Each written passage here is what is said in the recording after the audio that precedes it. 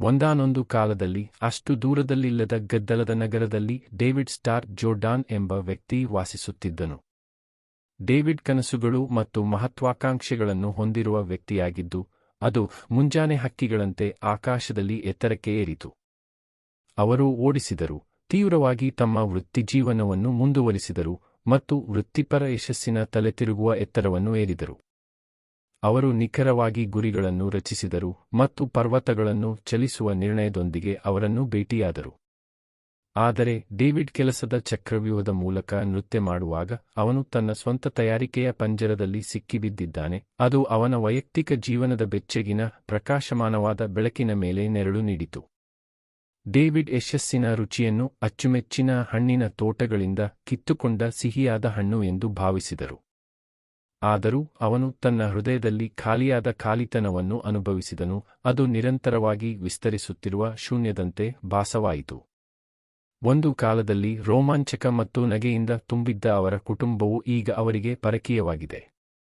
David ತನ್ನ ಮನೆಯ ಸುತ್ತಲೂ ನೋಡಿದನು ಮತ್ತು ಚಳಿಯನ್ನು ಅನುಭವಿಸಿದನು. ಅವನು ತನ್ನ ಹೆಂಡತಿ ಸಾಂಡ್ರಾ ಅಥವಾ ಅವನ ಉತ್ಸಾಹಭರಿತ ಮಕ್ಕಳನ್ನು ಗುರುತಿಸಲಿಲ್ಲ. ಉಷ್ಣತೆ, ನಗು ಮತ್ತು ಕತೆಗಳ ವಿನಿಮಯದಿಂದ ತುಂಬಿದ ಕುಟುಂಬ ಭೋಜನದ ಬದಲಿಗೆ ಅವರ ಟೇಬಲ್ ಮೌನವಾಗಿ ಬೆಳೆದಿದೆ, ಒಂದು ಸಂಪೂರ್ಣ, ಇಷ್ಟವಿಲ್ಲದ ಸ್ಥಳವಾಗಿ ಮಾರ್ಪಟ್ಟಿದೆ. ಅವನು ಸಾಂಡ್ರಾಳ ಕಣ್ಣುಗಳಲ್ಲಿ ನೋಡಿದನು. ಒಮ್ಮೆ ತನ್ನನ್ನು ತನ್ನತ್ತ ಸೆಳೆದಿದ್ದ ಮಿಂಚನ್ನು ಹುಡುಕುತ್ತಿದ್ದನು, ಆದರೆ ಅವನು ಕಂಡುಕೊಂಡದ್ದು ಮೊದಲಿನ ಮಂದವಾದ ಪ್ರತಿಬಿಂಬವಾಗಿದೆ. ನನ್ನ ಮದುವೆಯು ಸಮತಟ್ಟಾಗಿದೆ, ಡೇವಿಡ್ ಒಂದು ಸಂಜೆ ಸ್ಥಳೀಯ ಕೆಫೆಯಲ್ಲಿ ಕುಳಿತಾಗ ತನ್ನ ಆಪ್ತ ಸ್ನೇಹಿತನಿಗೆ ಹೇಳಿದನು. ಕಾಫಿ ಶ್ರೀಮಂತ ಮತ್ತು ಆರೋಮ್ಯಾಟಿಕ್ ಆಗಿತ್ತು, ಆದರೆ ಡೇವಿಡ್ ಮಾತನಾಡುತ್ತಿದ್ದಂತೆ ಸಂಭಾಷಣೆಯು ಹದಗೆಟ್ಟಿತು. ನಾವು ಜಗಳವಾಡುವುದಿಲ್ಲ ಅಥವಾ ಯಾವುದನ್ನೂ ಮಾಡುವುದಿಲ್ಲ. ನಾವು ಇನ್ನು ಮುಂದೆ ಒಬ್ಬರನ್ನೊಬ್ಬರು ಪ್ರೀತಿಸುವುದಿಲ್ಲ. ಇದು ನಾವು ರೂಮ್ಮೇಟ್ಗಳು, ಜಾಗವನ್ನು ಹಂಚಿಕೊಳ್ಳುತ್ತೇವೆ ಆದರೆ ಸಂಪೂರ್ಣವಾಗಿ ಪ್ರತ್ಯೇಕ ಜೀವನವನ್ನು ನಡೆಸುತ್ತೇವೆ. ಅವನ ಮಾತುಗಳ ಭಾರವು ದಟ್ಟವಾದ ಮಂಜಿನಂತೆ ಗಾಳಿಯಲ್ಲಿ ತೂಗಾಡುತ್ತಿತ್ತು, ಮುಂದೆ ಯಾವುದೇ ಸ್ಪಷ್ಟ ಮಾರ್ಗವನ್ನು ಮರೆಮಾಡುತ್ತದೆ. ನೀವು ಸಲಹೆ ನೀಡಲು ಪ್ರಯತ್ನಿಸಿದ್ದೀರಾ? ಅವನ ಸ್ನೇಹಿತ ಕಾಳಜಿಯಿಂದ ನೋಡುತ್ತಾ ಕೇಳಿದನು. ಡೇವಿಡ್ ತಲೆಯಾಡಿಸಿದ. ಅವರು ತಮ್ಮ ಪ್ರೀತಿಯ ಜ್ವಾಲೆಯನ್ನು ಪುನರುಜ್ಜೀವನಗೊಳಿಸುವ ಆಶಯದೊಂದಿಗೆ ವೃತ್ತಿಪರರ ಸಹಾಯವನ್ನು ಕೋರಿದ್ದರು, ಆದರೆ ಪ್ರತಿ ಪ್ರಯತ್ನವೂ ಅಂತ್ಯವಿಲ್ಲದ ಸಾಗರಕ್ಕೆ ಬೆಣಚುಕಲ್ಲುಗಳನ್ನು ಎಸೆಯುವಂತೆ ಭಾಸವಾಯಿತು. ಏನೂ ಕೆಲಸ ಮಾಡುವಂತಿರಲಿಲ್ಲ. ನಾವು ಕೌನ್ಸೆಲಿಂಗ್ಗೆ ಹೋಗಿದ್ದೇವೆ, ನಾವು ಹಲವಾರು ವಿಷಯಗಳನ್ನು ಪ್ರಯತ್ನಿಸಿದ್ದೇವೆ, ಆದರೆ ನಾವು ಆ ಭಾವನೆಯನ್ನು ಪುನರುಜ್ಜೀವನಗೊಳಿಸಲು ಸಾಧ್ಯವಿಲ್ಲ. ಇದು ಸುಂದರವಾದ ವರ್ಣಚಿತ್ರದ ಮುಂದೆ ನಿಂತಿದೆ ಆದರೆ ಖಾಲಿ ಕ್ಯಾನ್ವಾಸನ್ನು ಮಾತ್ರ ನೋಡುತ್ತಿದೆ. ಈ ಆತ್ಮಾವಲೋಕನದ ಪ್ರಯಾಣದಲ್ಲಿ ಡೇವಿಡ್ ತನ್ನೊಳಗೆ ಆಳವಾಗಿ ಹೂತುಕೊಂಡಿರುವ ರಹಸ್ಯಗಳನ್ನು ಕಂಡುಹಿಡಿದನು. ಕಾಣದ ದಾರಗಳಿಂದ ಎತ್ತಿ ಹಿಡಿದಿರುವ ಮಾರಿಯೋನೆಟ್ನಂತೆ ಅವನು ಆಗಾಗ್ಗೆ ಅಶಾಂತಿ ಅನುಭವಿಸುತ್ತಿದ್ದನು. ಅವನು ಎಲ್ಲವನ್ನೂ ಪ್ರಶ್ನಿಸಿದನು, ಅವನ ಆಲೋಚನೆಗಳು, ಅವನ ಆಲೋಚನೆಗಳು, ಅವನ ಸಂಬಂಧಗಳು. ಇತರರು ನಿಜವಾಗಿಯೂ ನನ್ನ ಬಗ್ಗೆ ಏನು ಯೋಚಿಸುತ್ತಾರೆ? ಅವನು ಆಶ್ಚರ್ಯಪಟ್ಟನು. ಅವನ ಮನಸ್ಸಿನಲ್ಲಿ ನರ್ತಿಸುತ್ತಿರುವ ಅನುಮಾನದ ನೆರಳುಗಳಿಂದ ಕಾಡಿತು. ಏತನ್ಮಧ್ಯೆ ಸಾಂಡ್ರಾ ತನ್ನದೇ ಆದ ಸತ್ಯಗಳೊಂದಿಗೆ ಸೆಣಸಾಡಿದಳು. ಒಟ್ಟಿಗೆ ಅವರು ತಮ್ಮ ಜೀವನವನ್ನು ಪರೀಕ್ಷಿಸಿದರು. ವಿಶೇಷವಾಗಿ ಅವರ ಮಗನಿಗೆ ಬಂದಾಗ ಅವರ ಮಿತಿಯಿಲ್ಲದ ಶಕ್ತಿ ಮತ್ತು ಸೃಜನಶೀಲತೆ ಅವರನ್ನು ಗೊಂದಲಗೊಳಿಸಿತು. ಸಮಾಜವು ಸ್ವೀಕಾರಾರ್ಹವೆಂದು ಪರಿಗಣಿಸುವಂತೆ ಅವನನ್ನು ರೂಪಿಸುವ ಅವರ ಪ್ರಯತ್ನಗಳು ಅವನ ನಿಜವಾದ ಆತ್ಮವನ್ನು ನಿಗ್ರಹಿಸುತ್ತಿವೆ ಎಂದು ಅವರು ಅರಿತುಕೊಂಡರು. ನಮ್ಮ ವರ್ತನೆ ಮತ್ತು ನಡವಳಿಕೆಯ ಮೇಲೆ ನಾವು ಎಷ್ಟೇ ಕೆಲಸ ಮಾಡಿದರೂ ನಮ್ಮ ಪ್ರಯತ್ನಗಳು ನಿಷ್ಪರಿಣಾಮಕಾರಿಯಾಗಿದೆ. ಸಾಂಡ್ರಾ ನಿಟ್ಟುಸಿರು ಬಿಟ್ಟರು. ಈ ಸಾಕ್ಷಾತ್ಕಾರವು ಮಿಂಚಿನಂತೆ ಅಪ್ಪಳಿಸಿತು. ಅವರು ದೀರ್ಘಕಾಲ ನಿರ್ಲಕ್ಷಿಸಿದ ಮಾರ್ಗಗಳನ್ನು ಬೆಳಗಿಸಿದರು. ತಮ್ಮ ಮಗನನ್ನು ನಿಜವಾಗಿಯೂ ಬೆಂಬಲಿಸಲು ಅವರು ತಮ್ಮ ಗ್ರಹಿಕೆಗಳನ್ನು ಬದಲಾಯಿಸಬೇಕಾಗಿದೆ ಎಂದು ಅವರು ಗುರುತಿಸಿದರು. ಸ್ಪಷ್ಟತೆಯ ಕ್ಷಣದಲ್ಲಿ ಅವರು ಅವನನ್ನು ಬಿಡಲು ಪ್ರಜ್ಞಾಪೂರ್ವಕ ಆಯ್ಕೆ ಮಾಡಿದರು. ಅವರು ಪಕ್ಕಕ್ಕೆ ಹೆಜ್ಜೆ ಹಾಕಲು, ವಿಶ್ರಾಂತಿ ಪಡೆಯಲು ಮತ್ತು ಅವರ ಅನನ್ಯ ವ್ಯಕ್ತಿತ್ವವನ್ನು ಅನಿಯಂತ್ರಿತವಾಗಿ ಹೊರಹೊಮ್ಮಿಸಲು ನಿರ್ಧರಿಸಿದರು. ಈ ನಿರ್ಧಾರದಿಂದ ಅವರ ಮನೆಯಲ್ಲಿ ಕ್ರಾಂತಿಯಾಯಿತು. ಅವರು ತಮ್ಮ ಮಗನನ್ನು ಇತರರಿಗೆ ಹೋಲಿಸುವ ಬದಲು ಯಾರೆಂದೂ ಆನಂದಿಸಲು ಕಲಿತರು. ಇದು ಫಲವತ್ತಾದ ಮಣ್ಣಿನಲ್ಲಿ ಬೀಜಗಳನ್ನು ನೆಟ್ಟಂತೆ ಒಳಗಿರುವ ಒಳ್ಳೆಯದನ್ನು ಪೋಷಿಸುತ್ತದೆ ಮತ್ತು ಅದು ವ್ಯಕ್ತಿತ್ವ ಮತ್ತು ಸ್ವಾತಂತ್ರ್ಯದ ಭವ್ಯವಾದ ಉದ್ಯಾನವಾಗಿ ಅರಳುವುದನ್ನು ನೋಡುತ್ತಿತ್ತು. ಡೇವಿಡ್ ಮತ್ತು ಸಾಂಡ್ರಾ ಸಾಮಾನ್ಯವಾಗಿ ಸುಗ್ಗಿಯ ನಿಯಮದ ಬಗ್ಗೆ ಮಾತನಾಡುತ್ತಾರೆ. ಇದು ಸರಳವಾದ ಮತ್ತು ಆಳವಾದ ತತ್ವವಾಗಿದೆ. ನೀವು ಬಿತ್ತುವುದನ್ನು ನೀವು ಯಾವಾಗಲೂ ಕೊಯ್ಯುತ್ತೀರಿ. ಈ ನಡವಳಿಕೆಗಳು ಬೆಳೆದ ಬೇರುಗಳನ್ನು ನಿರ್ಲಕ್ಷಿಸಿದರೆ ತಂತ್ರಗಳು ಅಥವಾ ತ್ವರಿತ ಪರಿಹಾರಗಳ ಮೇಲೆ ಮಾತ್ರ ಕೇಂದ್ರೀಕರಿಸುವುದು ಅರ್ಥಹೀನ ಎಂದು ಅವರು ಅರ್ಥಮಾಡಿಕೊಂಡರು. ತಮ್ಮ ಮಗನನ್ನು ಪೋಷಿಸುವಲ್ಲಿ ಅವರು ಪೋಷಕರಾಗಿ ತಮ್ಮೊಳಗೆ ಮೂಲಭೂತ ಒಳ್ಳೆಯತನವನ್ನು ಬೆಳೆಸಿಕೊಳ್ಳಬೇಕೆಂದು ಅವರು ಅರಿತುಕೊಂಡರು. ಈ ಆವಿಷ್ಕಾರಗಳ ನಡುವೆ ಹೆಚ್ಚು ಪರಿಣಾಮಕಾರಿ ಜನರ 7 ಅಭ್ಯಾಸಗಳ ಬೋಧನೆಗಳ ಮೇಲೆ ಡೇವಿಡ್ ಎಡವಿದರು. ಈ ಬೋಧನೆಗಳಲ್ಲಿ ವಿವರಿಸಿರುವ ತತ್ವಗಳು ಅವನ ಮನಸ್ಸಿನ ಕಾರಿಡಾರ್ಗಳಲ್ಲಿ ಜೋರಾಗಿ ಪ್ರತಿಧ್ವನಿಸಿದವು. ಅವರು ತಿಳಿಯದೆ ಬದುಕಿದ ಸಾಮಾಜಿಕ ಮಾದರಿಗಳನ್ನು ಬಹಿರಂಗಪಡಿಸಿದರು. ಮಾದರಿಗಳು ಅವನ ಆಲೋಚನೆಗಳು ಮತ್ತು ಕಾರ್ಯಗಳಿಗೆ ಮಾರ್ಗದರ್ಶನ ನೀಡುವ ಅದೃಶ್ಯ ನಕ್ಷೆಗಳಾಗಿವೆ. ಕೆಲವೊಮ್ಮೆ ಈ ನಕ್ಷೆಗಳು ಅವನನ್ನು ದಾರಿತಪ್ಪಿಸಿ ಅವನ ಕುಟುಂಬವನ್ನು ವಿಕೃತ ಮಸೂರದ ಮೂಲಕ ವೀಕ್ಷಿಸುವಂತೆ ಮಾಡುತ್ತವೆ. ಅವರ ಪ್ರತಿಯೊಂದು ಗ್ರಹಿಕೆಗಳನ್ನು ಪೆಟ್ಟಿಗೆಯಲ್ಲಿ ಲಾಕ್ ಮಾಡಲಾಗಿದೆ, ಆಗಾಗ್ಗೆ ಪರೀಕ್ಷಿಸಲಾಗಿಲ್ಲ. ಅವರು ಜಗತ್ತನ್ನು ಹೇಗೆ ಬಣ್ಣಿಸಿದರು, ಅವರು ಹೇಗೆ ಭಾವಿಸಿದರು ಮತ್ತು ವರ್ತಿಸಿದರು. ಕಂಡೀಷನಿಂಗ್ ಪರಸ್ಪರ ಮತ್ತು ಅವರ ಮಗನ ದೃಷ್ಟಿಕೋನವನ್ನು ರೂಪಿಸುತ್ತದೆ ಎಂದು ಅವರು ಕಲಿತರು. ಉದಾಹರಣೆಗೆ, ತರಗತಿಯ ವ್ಯಾಯಾಮದಲ್ಲಿ ಅವರು ಸರಳವಾದ ಆದರೆ ಶಕ್ತಿಯುತವಾದ ಸತ್ಯವನ್ನು ವೀಕ್ಷಿಸಿದರು. ಜನರು ತಮ್ಮ ಸ್ವಂತ ಪಕ್ಷಪಾತಗಳು ಮತ್ತು ಪೂರ್ವಾಗ್ರಹದ ಕಲ್ಪನೆಗಳ ಕಾರಣದಿಂದಾಗಿ ಯುವತಿಯ ಚಿತ್ರವನ್ನು ತಪ್ಪಾಗಿ ಅರ್ಥೈಸುತ್ತಾರೆ. ಮುಕ್ತ ಸಂಭಾಷಣೆಯ ಮೂಲಕ ಮತ್ತು ಕರುಣೆಯಿಂದ ಶಸ್ತ್ರಸಜ್ಜಿತವಾದಾಗ ಗ್ರಹಿಕೆಯು ನಾಟಕೀಯವಾಗಿ ಬದಲಾಗಬಹುದು ಎಂಬುದನ್ನು ಅರ್ಥಮಾಡಿಕೊಳ್ಳಲು ಮಾತ್ರ. ಡೇವಿಡ್ನ ಸ್ನೇಹಿತಕ್ಕೂ ಅವರಿಗೆ ಒಂದು ಪ್ರಮುಖ ಪಾಠವನ್ನು ಕಲಿಸಿದರು. ನಾವು ಜಗತ್ತನ್ನು ಇದ್ದಂತೆ ನೋಡುವುದಿಲ್ಲ, ಆದರೆ ಅದನ್ನು ನೋಡಲು ನಾವು ಷರತ್ತು ವಿಧಿಸಿದ್ದೇವೆ. ಅವರು ತಮ್ಮ ಮಗನೊಂದಿಗಿನ ಸಂಬಂಧಕ್ಕೆ ಈ ಕಲಿಕೆಯನ್ನು ಅನ್ವಯಿಸಲು ಪ್ರಾರಂಭಿಸಿದರು. ಇನ್ನು ಮುಂದೆ ಅವರು ತಮ್ಮ ಮಾನದಂಡಗಳನ್ನು ಅವನ ಮೇಲೆ ಹೇರುವುದಿಲ್ಲ. ಅವನು ತನ್ನ ಗುರುತನ್ನು ಕೆತ್ತಿದಂತೆ ಅವರು ಕೇಳುತ್ತಾರೆ ಮತ್ತು ಬೆಂಬಲಿಸುತ್ತಾರೆ. ಡೇವಿಡ್ ಮತ್ತು ಸಾಂಡ್ರಾ ತಮ್ಮ ಸ್ವಸುಧಾರಣೆಯ ಪಯಣವನ್ನು ಆಳವಾಗಿ ಪರಿಶೀಲಿಸಿದಾಗ ಅವರ ಹೋರಾಟದ ಬೇರುಗಳು ಅವರು ತಮ್ಮ ಕುಟುಂಬ ಮತ್ತು ತಮ್ಮನ್ನು ತಾವು ಗ್ರಹಿಸುವ ವಿಧಾನದಲ್ಲಿವೆ ಎಂದು ಅವರು ಗುರುತಿಸಿದರು. ವಿಷಯದ ಹೃದಯ. ಡೇವಿಡ್ ಕಲಿತರು, ನಿಜವಾದ ಬದಲಾವಣೆಯು ಒಳಗಿನಿಂದ ಬರುತ್ತದೆ. ಇದು ಮಾದರಿ ಬದಲಾವಣೆಗಳ ಸಮಯ. ಜಾಗೃತಿಯ ಕ್ಷಣಗಳು ತಮ್ಮನ್ನು ಮತ್ತು ಅವರ ಸಂಬಂಧಗಳ ಬಗ್ಗೆ ಹೆಚ್ಚಿನ ತಿಳುವಳಿಕೆಗೆ ಕಾರಣವಾಗುತ್ತವೆ. ಅವರು ಕೃತಜ್ಞತೆ ಮತ್ತು ಸಂತೋಷದ ಹೆಚ್ಚು ಆಳವಾದ ಅರ್ಥವನ್ನು ಬೆಳೆಸಲು ಪ್ರಯತ್ನಿಸಿದರು, ಯಾವುದೇ ಪೂರ್ವನಿಯೋಜಿತ ನಿರೀಕ್ಷೆಗಳನ್ನು ಪೂರೈಸದ ನಿರಾಶೆಗೆ ಬದಲಾಗಿ ತಮ್ಮ ಮಗನ ಪ್ರತ್ಯೇಕತೆಯಲ್ಲಿ ಸಂತೋಷವನ್ನು ಕಂಡುಕೊಳ್ಳುತ್ತಾರೆ. ಅವರು ಪ್ರವರ್ಧಮಾನಕ್ಕೆ ಬರಲು ಪ್ರಾರಂಭಿಸಿದರು, ಸ್ನೇಹಿತರನ್ನು ಹತ್ತಿರ ಸೆಳೆಯುವ ಆಕರ್ಷಕ ವ್ಯಕ್ತಿತ್ವವನ್ನು ವ್ಯಕ್ತಪಡಿಸಿದರು.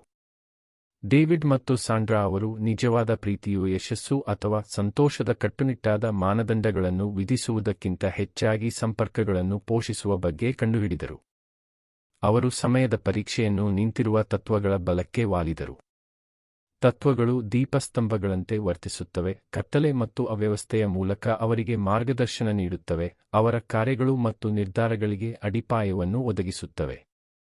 ಪ್ರತಿಯೊಂದು ಸಂಬಂಧವೂ ಬೆಳವಣಿಗೆಯ ಅನುಕ್ರಮ ಹಂತಗಳನ್ನು ಹೊಂದಿದೆಯೆಂದು ಅವರು ಅರ್ಥಮಾಡಿಕೊಂಡರು ಮತ್ತು ಅವರು ಮಾಡಿದ ಪ್ರತಿಯೊಂದು ಪ್ರಯತ್ನವೂ ಹೆಚ್ಚು ಪೂರೈಸುವ ಅಸ್ತಿತ್ವದ ಕಡೆಗೆ ಅವರನ್ನು ಕರೆದೊಯ್ಯುತ್ತದೆ ಎಂದು ಆಶಿಸಿದರು. ತಾಳ್ಮೆ ಮತ್ತು ತಿಳುವಳಿಕೆಯ ಪ್ರತಿಯೊಂದು ಹನಿಯೂ ಅವರ ಕುಟುಂಬದ ಪ್ರೀತಿಯ ಸಂಪತ್ತಿನಲ್ಲಿ ಹೂಡಿಕೆಯಾಗಿದೆ. ಸಕ್ರಿಯ ಆಲಿಸುವಿಕೆಯಲ್ಲಿ ತೊಡಗಿಸಿಕೊಳ್ಳುವುದು ನಿರ್ಣಾಯಕವಾಗಿತ್ತು. ಜೀವನದ ಬಿಡುವಿಲ್ಲದ ಸುಂಟರಗಾಳಿಯಲ್ಲಿ ದೀರ್ಘಕಾಲ ಮರೆತು ಹೋದ ಕಲೆ. ಆಲಿಸುವುದು ಒಂದು ಸಾಧನವಾಗಿರಲಿಲ್ಲ, ಆದರೆ ಉಡುಗೊರೆಯಾಗಿತ್ತು. ಮುಕ್ತತೆ ಮತ್ತು ಸಹಾನುಭೂತಿ ಅಗತ್ಯವಿರುವ ಸಂಪರ್ಕ. ಡೇವಿಡ್ ತನ್ನ ಮಗಳ ಹುಟ್ಟುಹಬ್ಬದ ಪಾರ್ಟಿಯಲ್ಲಿ ಹಂಚಿಕೊಳ್ಳಲು ಕಲಿಸಲು ಪ್ರಯತ್ನಿಸಿದಾಗ ಒಂದು ಕ್ಷಣವನ್ನು ನೆನಪಿಸಿಕೊಂಡರು.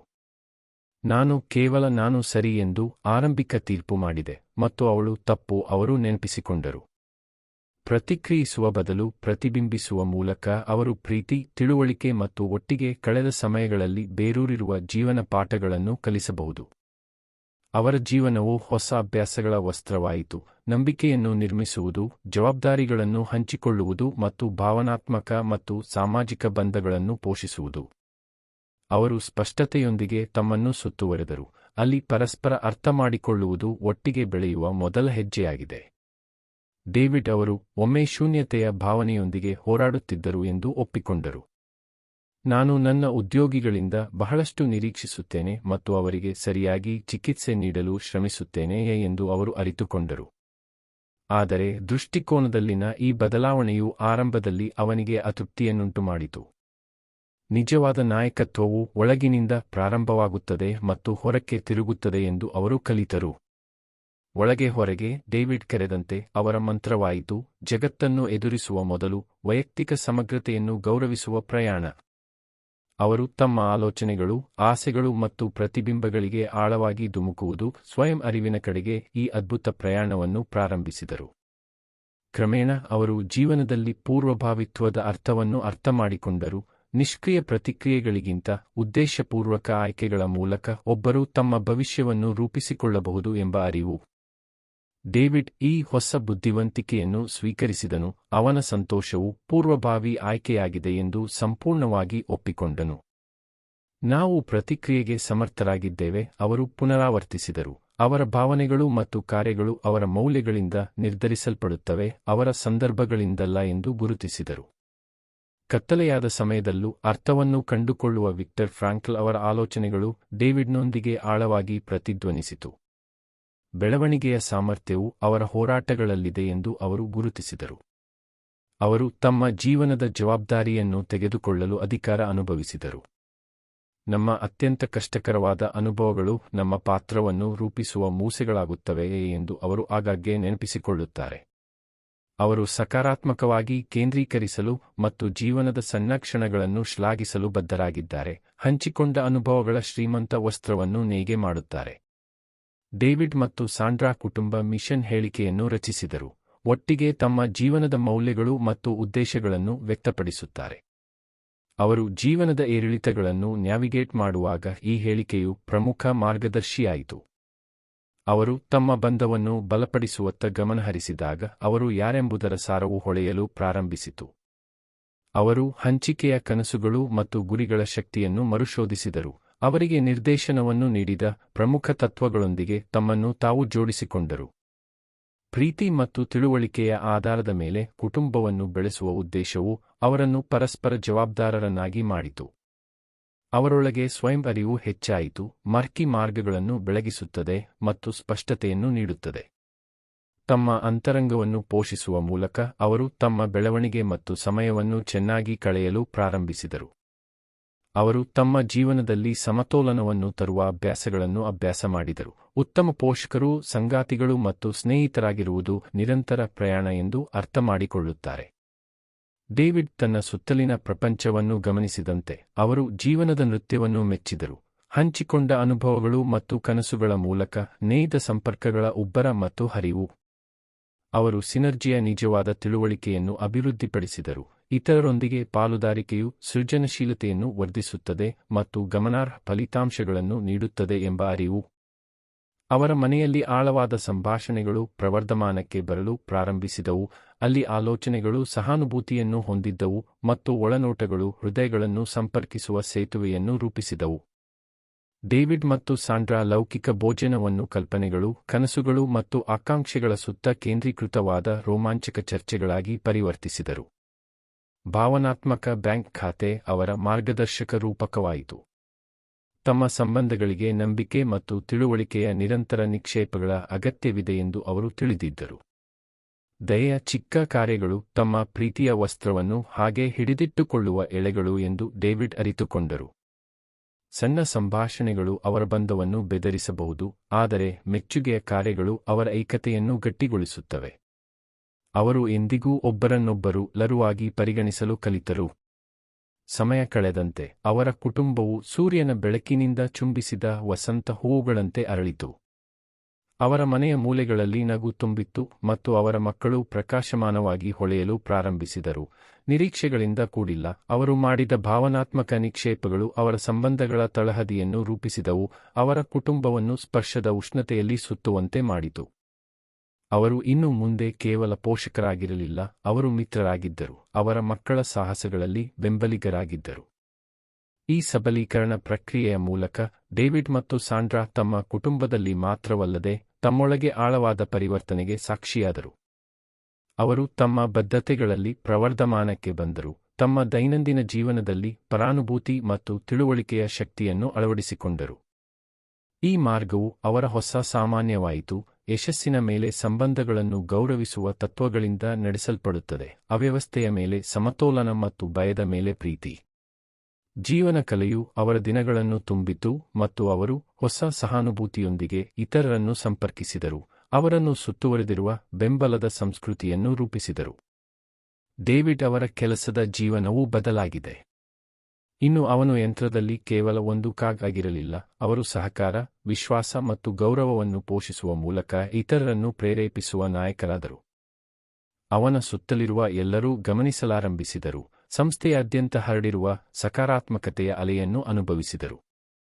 ಅವರು ಆಗಾಗ್ಗೆ ಗೆಲುವು ಒಪ್ಪಂದಗಳ ಬಗ್ಗೆ ಮಾತನಾಡುತ್ತಾರೆ, ಎರಡೂ ಪಕ್ಷಗಳು ಹಂಚಿಕೊಂಡ ವಿಜಯಗಳನ್ನು ಆಚರಿಸಿದ ಪ್ರಗತಿಯ ಕ್ಷಣಗಳು. ಯಶಸ್ಸು ಏಕಾಂಗಿ ಸಾಧನೆಯಲ್ಲ, ಸಾಮೂಹಿಕ ಆಚರಣೆ ಎಂದು ಡೇವಿಡ್ ಅರಿತುಕೊಂಡ. ಪರಸ್ಪರ ಗೌರವ ಮತ್ತು ತಿಳುವಳಿಕೆಯ ಆಧಾರದ ಮೇಲೆ ಪಾಲುದಾರಿಕೆಗಳು ಪ್ರವರ್ಧಮಾನಕ್ಕೆ ಬಂದವು ಮತ್ತು ಅಸಮಾಧಾನವನ್ನು ಬೆಳೆಸುವ ರಾಜಿಗೆ ಯಾವುದೇ ಒಪ್ಪಂದವೂ ಯೋಗ್ಯವಾಗಿಲ್ಲ. ಋತುಗಳು ಬದಲಾದಂತೆ ಡೇವಿಡ್ ಕೂಡ ಪ್ರತಿದಿನವೂ ಪ್ರಗತಿಗೆ ಸಾಕ್ಷಿಯಾಯಿತು. ಬೆಳವಣಿಗೆಯ ಮೇಲ್ಮುಖವಾದ ಸುರುಳಿ, ಅಲ್ಲಿ ಮಾಡಿದ ಪ್ರತಿಯೊಂದು ಬದ್ಧತೆಯೂ ಅವನನ್ನು ಶ್ರೀಮಂತ, ಹೆಚ್ಚು ಪೂರೈಸುವ ಜೀವನಕ್ಕೆ ಕರೆದೊಯ್ಯಿತು. ಅವರು ಹಗುರವಾಗಿ ಭಾವಿಸಿದರು, ಸಾಧ್ಯತೆಯ ಸೆಳವು ಸುತ್ತುವರಿದಿದ್ದಾರೆ ಮತ್ತು ಅವರ ಮೌಲ್ಯಗಳಿಂದ ನೆಲೆಗೊಂಡಿದ್ದಾರೆ. ಮರುಶೋಧನೆಯ ಪ್ರಯಾಣವು ಅದರ ಸವಾಲುಗಳಿಲ್ಲದೆ ಇರಲಿಲ್ಲ. ಅನುಮಾನದ ದಿನಗಳು ಇದ್ದವು, ಹಳೆಯ ಮಾದರಿಗಳ ಪ್ರಲೋಭನೆಯು ಅವನ ನೆರಳಿನಲ್ಲೇ ಎಳೆಯುತ್ತದೆ. ಆದರೆ ಬೆಳವಣಿಗೆಗೆ ಡೇವಿಡ್ನ ಬದ್ಧತೆಯು ಅವನ ಅನ್ವೇಷಣೆಗೆ ಉತ್ತೇಜನ ನೀಡಿತು. ನಿರಂತರವಾದ ಅನ್ವೇಷಣೆಯು ಜೀವನದ ಪಾಠಗಳಿಂದ ಅರ್ಥಪೂರ್ಣವಾಗಿ ಕತ್ತರಿಸಲ್ಪಟ್ಟಿತು. ಒಟ್ಟಿಗೆ ಅವರು ತಮ್ಮ ಜೀವನದ ಸುಂದರವಾದ ಉದ್ಯಾನವನ್ನು ಬೆಳೆಸಿದರು. ಅಲ್ಲಿ ತಿಳುವಳಿಕೆಯ ಶ್ರೀಮಂತ ಮಣ್ಣಿನ ನಡುವೆ ಪ್ರೀತಿ ಮತ್ತು ಪ್ರಾಮಾಣಿಕತೆ ಅರಳಿತು. ಅವರು ತಮ್ಮ ಅತ್ಯುತ್ತಮ ಆವೃತ್ತಿಗಳಲ್ಲಿ ಒಬ್ಬರನ್ನೊಬ್ಬರು ಬೆಳೆಸಿಕೊಂಡರು, ಅಚಲವಾದ ಬೆಂಬಲದಲ್ಲಿ ಬೇರೂರಿರುವಾಗ ಬೆಳವಣಿಗೆಗೆ ಸ್ಥಳಾವಕಾಶವನ್ನು ನೀಡಿದರು. ಡೇವಿಡ್ ತನ್ನ ಕುಟುಂಬವನ್ನು ನೋಡುತ್ತಿದ್ದಂತೆ ಅವನ ಎದೆಯೊಳಗೆ ಹೆಮ್ಮೆ ಊದಿಕೊಂಡಿತು. ಅಲ್ಲಿ ಆ ಕ್ಷಣದ ನಗು ಮತ್ತು ಸಂತೋಷದಲ್ಲಿ ಆಳವಾದ ಸಂಪರ್ಕಗಳು ಜೀವನದ ಬಿರುಗಾಳಿಗಳನ್ನು ತಡೆದುಕೊಳ್ಳಬಲ್ಲವು ಎಂದು ಅವರು ಗುರುತಿಸಿದರು. ಅವರು ಯಶಸ್ಸಿಗಿಂತ ಹೆಚ್ಚು ಮೌಲ್ಯಯುತವಾದದ್ದನ್ನು ನಿರ್ಮಿಸಿದ್ದರು. ಅವರು ಪ್ರೀತಿ, ತಿಳುವಳಿಕೆ ಮತ್ತು ಸೇರಿದವರ ಪ್ರಜ್ಞೆಯನ್ನು ಬೆಳೆಸಿಕೊಂಡಿದ್ದರು. ಕೊನೆಯಲ್ಲಿ ಡೇವಿಡ್ ಅವರ ಕಥೆಯು ಆಳವಾದ ರೂಪಾಂತರವಾಗಿದೆ, ವೃತ್ತಿಪರ ಸಾಧನೆಯ ಎತ್ತರದಿಂದ ಕುಟುಂಬ ಮತ್ತು ಸಂಪರ್ಕದ ಹೃದಯಕ್ಕೆ ಪ್ರಯಾಣ. ನಿಜವಾದ ಯಶಸ್ಸು ಒಬ್ಬರ ವೃತ್ತಿಜೀವನದ ಪುರಸ್ಕಾರಗಳು ಮತ್ತು ಪ್ರಗತಿಗಳಲ್ಲಿ ಅಲ್ಲ, ಆದರೆ ನಮ್ಮ ಜೀವನವನ್ನು ಪೋಷಿಸುವ ಮತ್ತು ಶ್ರೀಮಂತಗೊಳಿಸುವ ಸಂಬಂಧಗಳಲ್ಲಿದೆ ಎಂದು ಅವರು ಕಲಿತರು. ಡೇವಿಡ್ನ ಜೀವನವು ತತ್ವಗಳು, ಮೌಲ್ಯಗಳು ಮತ್ತು ಪ್ರೀತಿಯ ಎಳೆಗಳಿಂದ ನೇಯ್ದ ರೋಮಾಂಚಕ ವಸ್ತ್ರವಾಯಿತು, ಇದು ಇತರರನ್ನು ಆಳವಾದ ಸಂಪರ್ಕಗಳನ್ನು ಹುಡುಕಲು ಪ್ರೇರೇಪಿಸಿತು. ಮಾನವ ಅನುಭವದ ಫ್ಯಾಬ್ರಿಕ್ನಲ್ಲಿ ಅವರು ಸಿನರ್ಜಿಯನ್ನು ಕಂಡುಕೊಂಡರು, ಅಲ್ಲಿ ಪ್ರತಿ ಕ್ಷಣವೂ ತಿಳುವಳಿಕೆ ಮತ್ತು ಸಂಪರ್ಕದಿಂದ ಉತ್ತೇಜಿಸಲ್ಪಟ್ಟ ಬೆಳವಣಿಗೆಗೆ ಅವಕಾಶವಾಯಿತು.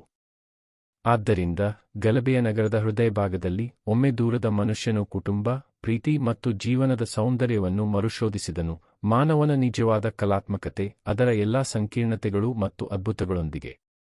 ಡೇವಿಡ್ ತನ್ನ ಸ್ವಂತ ಕಥೆಯ ಪುಟಗಳನ್ನು ತಿರುಗಿಸಿದನು, ಸಂಪರ್ಕದ ರೋಮಾಂಚಕ ವರ್ಣಗಳನ್ನು ಅಳವಡಿಸಿಕೊಂಡನು, ಬೆಳವಣಿಗೆ ಮತ್ತು ದೃಢೀಕರಣದ ಹಾದಿಯಲ್ಲಿ ಇತರರನ್ನು ಮಾರ್ಗದರ್ಶಿಸಿದನು. ಪ್ರಯಾಣವು ಕೇವಲ ಪ್ರಾರಂಭವಾಯಿತು, ವಸಂತಕಾಲದ ಹೂವುಗಳಂತೆ ಅರಳುತ್ತಿದೆ, ಭರವಸೆ ಮತ್ತು ಸಾಮರ್ಥ್ಯದಿಂದ ತುಂಬಿದೆ, ಸಮಯದ ಕೈಗಳು ಮತ್ತು ಹೃದಯದ ಆಸೆಗಳಿಂದ ರೂಪುಗೊಂಡ ನಿಜವಾದ ಮೇರುಕೃತಿ.